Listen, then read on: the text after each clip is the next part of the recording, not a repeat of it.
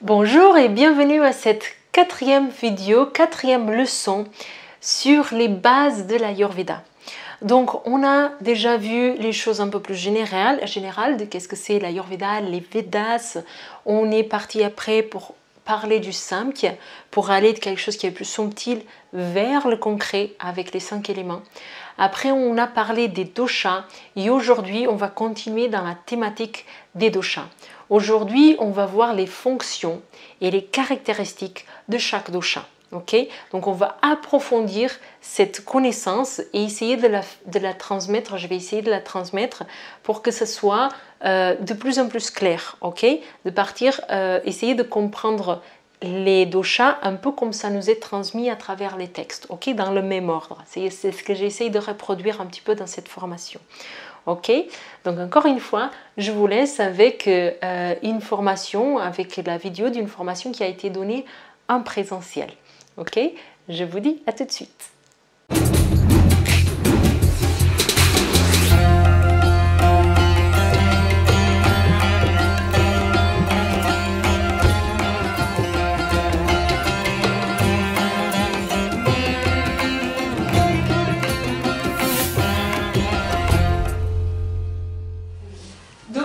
On va les détecter par les caractéristiques de chaque dosha. Donc le vata, c'est vraiment cette image de l'air qui se déplace sans cesse. Donc il va avoir ces caractéristiques-là. Il va être bougeant, ça c'est la première. J'aurais dû la mettre en premier. Il va être très asséchant. Ça c'est une caractéristique très importante du vata d'un point de vue clinique en cabinet. Dès qu'il y a de la sécheresse, c'est vata.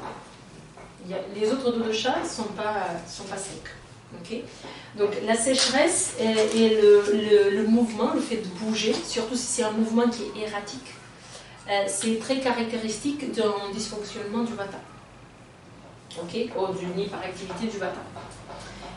En clinique. Après, toutes les autres, elles sont présentes. Il y a de la légèreté, la frilosité, ça on voit beaucoup aussi. Les syndromes de Raynaud, les choses comme ça, c'est très souvent lié à des problèmes de vata.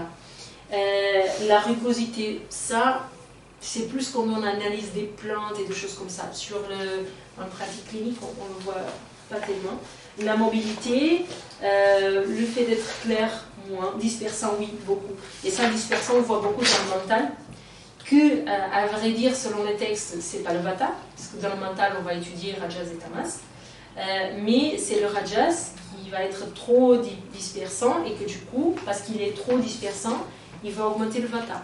Parce que à partir du moment qu'on a une caractéristique, si on donne ces caractéristiques-là, on va augmenter le dosha, ou augmenter son activité. Ça, c'est un des principes en Ayurveda, c'est que le même augmente le même et le contraire diminue. C'est-à-dire, j'ai froid, je me mets une veste, ok, je suis mieux. J'ai froid et je vais ouvrir les fenêtres alors qu'il fait froid dehors, je vais avoir plus froid. Okay, c'est simple, c'est ça. Et donc c'est pour ça qu'on étudie les caractéristiques. La personne, elle part dans tous les sens dans son mental. Du coup, dans sa pratique aussi, elle fait n'importe quoi. Elle veut commencer un nouveau travail, mais du coup, elle va chercher toutes les formations qui existent. Elle se disperse trop. Donc qu'est-ce qu'il faut? Il faut la canaliser. Ça, c'est très typique. Et puis, c'est le vata de nos jours, dans la société dans laquelle on vit, le vata, il est incapable. C'est très très souvent des recherches. Enfin, c'est ce que la société recherche. Ouais. Et le chef d'entreprise, c'est très valoriser les vata pitta. Donc, très focus, et très travailleur, et énergique, et voilà. Et on le pousse à... Et après, c'est le burn-out. Voilà, c'est ça. C'est la prochaine étape. Après, le vata n'est pas mauvais. Hein. Si le vata il est équilibré, c'est vraiment la personne qui est enthousiaste, créative. Toutes les possibilités sont faisables. Voilà. Mais il faut du cadre. Toujours du cadre pour le vata. Parce que sinon, il commence un truc, il finit par en fait. C'est ça. Dans la personnalité. Après, dans le corps, on va voir quel est le mouvement que le vata il va prendre. Est-ce que des endroits qui sont plus froids? Est-ce que des endroits qui sont très secs? Par exemple, les articulations, encore une fois. Est-ce que c'est un excès de kapha, un manque de vata? ça, il faut regarder aussi. Si les articulations craquent, il y a sûrement des deux. Il y a sûrement un manque de kapha et un excès de vata. Donc ça, c'est des exemples. Le pitta, du coup, c'est donc le feu, Agni, qui se circule dans un milieu liquide. Comment il va être? Donc il va être chaud. Ça, c'est la première chose. Il va être chaud, il va être très tranchant dans tout.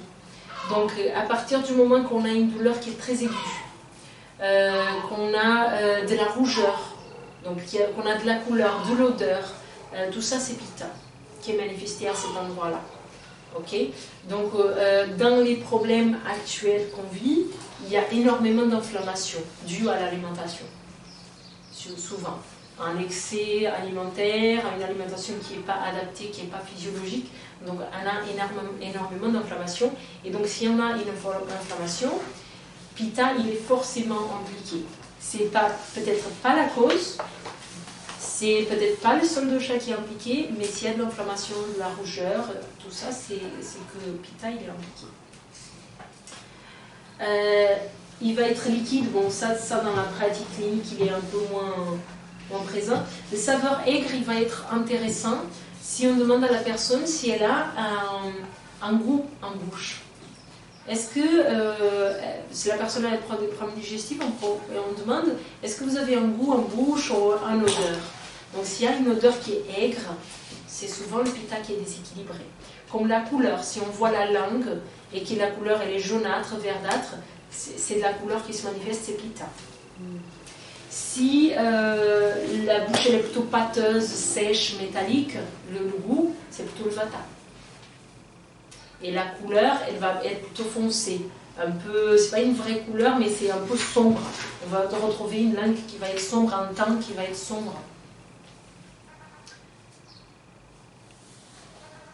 Et le kapha, donc, c'est l'eau et la terre. Donc, c'est le plus lourd, c'est le plus lent, c'est le plus statique, c'est le plus stable. Et du coup, on va retrouver toutes ces caractéristiques-là. Il est huileux aussi, parce que comme je vous disais déjà, là, il est onctueux. Il est huileux. C'est pas une eau translucide. Donc dense, sucrée, oui, on peut dire comme ça.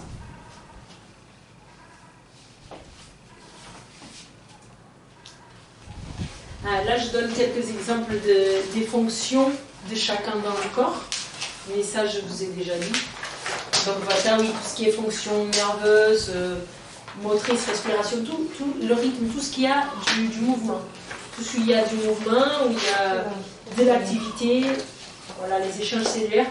Les échanges cellulaires, il y a du vata, mais il y a du pitta aussi. Parce qu'il y a de la transformation dans les échanges cellulaires. Dans le pitta, on va le retrouver dans la digestion, température du corps, bien sûr, la vision. Alors après, on a des sous-types de chaque dosha, que je n'ai pas forcément prévu de vous en parler aujourd'hui, mais je vous dis là juste pour ça.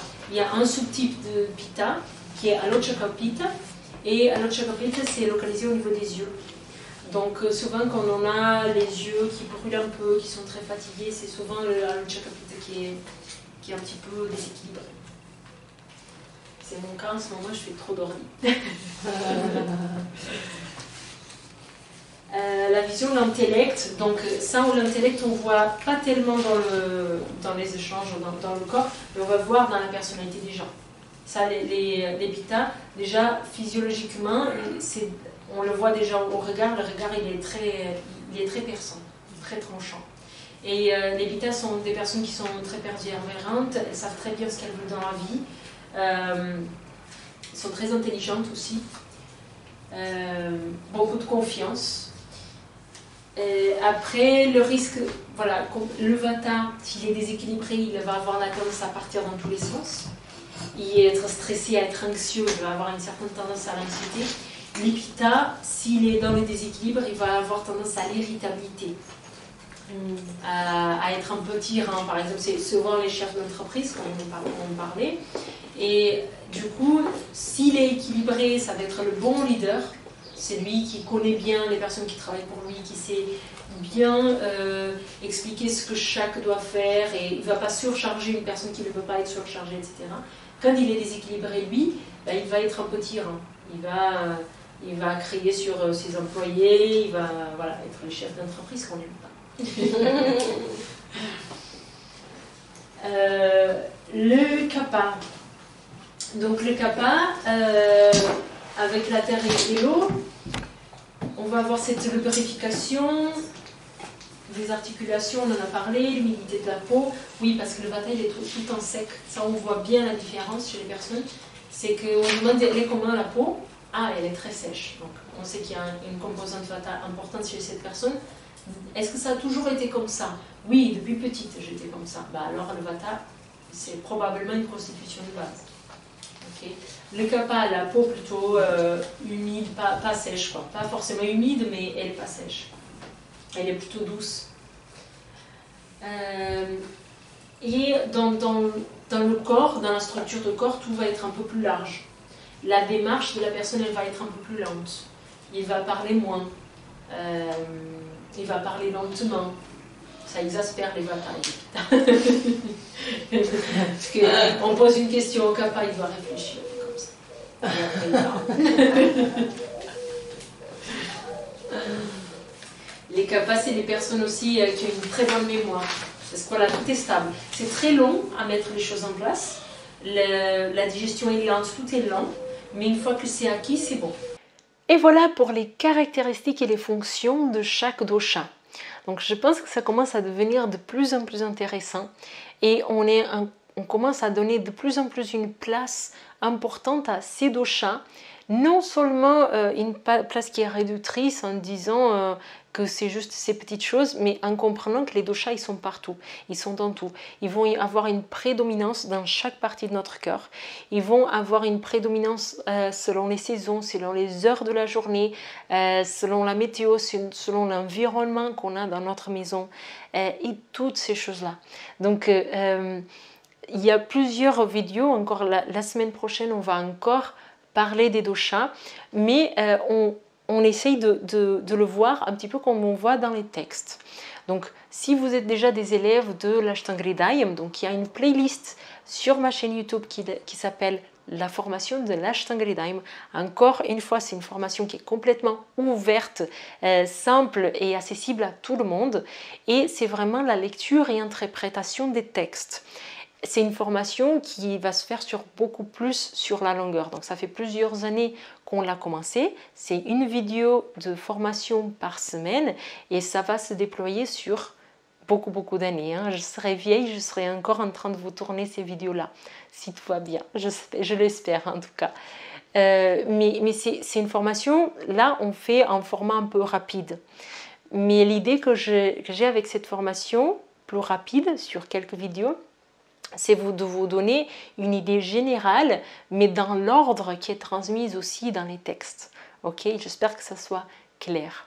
Donc encore une fois, vos commentaires, vos questions sont très bienvenus. Ça aide tout le monde, ça vous aide vous à éclaircir vos questions. Ça aide les autres personnes qui n'ont pas forcément pensé à vos questions, mais qui du coup sont trop contents de retrouver vos questions et surtout de retrouver la réponse. C'est aussi bon pour ma chaîne parce que ça permet à la chaîne d'être découverte. Et bien si je donne tout ça de façon gratuite et ouverte à tout le monde, c'est pour que ça soit connu de la plupart des gens. Bah, pour tout vous dire, un de mes dharmas, je me suis donné pour dharma de faire évoluer la connaissance de l'Ayurveda dans la francophonie. Je ne sais pas pourquoi c'est comme ça, mais c'est comme ça que c'est venu. Je n'ai fait des consultations en Jyotish, l'astrologie védique, et c'est complètement aligné avec ce que je dois faire sur Terre. Bah, c'est facile, vous voyez, ça se développe énormément et c'est vraiment en accord avec moi, avec ce que je veux faire, avec ce que je sais faire et avec mes qualités, mes caractéristiques à moi, Rita. C'est aussi, je viens de l'apprendre à l'instant, c'est aussi quelque chose qui vient de ma lignée familiale. Apparemment, il y avait beaucoup de médecins ayurvédiques dans ma lignée et donc on me donne aussi cette voix par là. Ok, bah du coup, encore une fois, ça c'est venu tout spontané, je ne pensais pas vous le partager, mais c'est comme ça. Et donc sur cette note, je vous dis à la prochaine vidéo dans une semaine pour qu'on continue à approfondir l'Ayurveda. Bonne journée.